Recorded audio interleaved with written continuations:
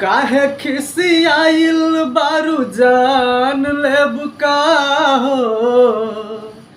काहे खिसियाइल बारू जान लेबू का हो। बोला हमर सुगनी परान लेबू का हो। बोला हमर सुगनी परान लेबू का हो। प्यार के हमरा इम्तिहान लेब का हो।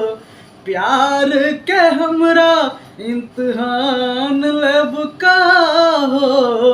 बोला हमर रानी परान लेब का हो। बोला हमर सुगनी परान लेब का हो।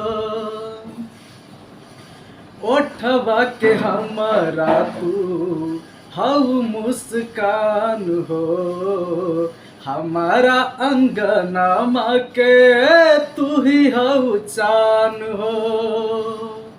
जदि रूठ जईबू त सांस टूट जाई हो।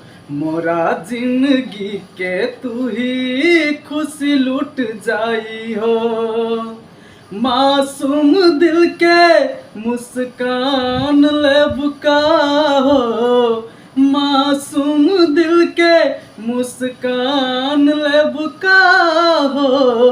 बोला हमर सुगनी परान लेब का हो।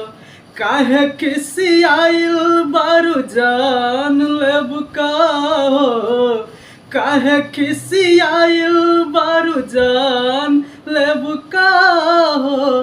बोला हमर रानी परान लेब का हो। बोला हमर सुगनी परान लेब का हो।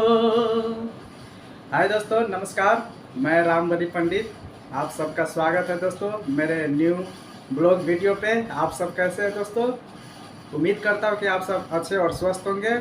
दोस्तों मेरे चैनल को सब्सक्राइब कर दीजिएगा और मेरा आज का ब्लॉग वीडियो यही रहा। जब तक के लिए दोस्तों बाय।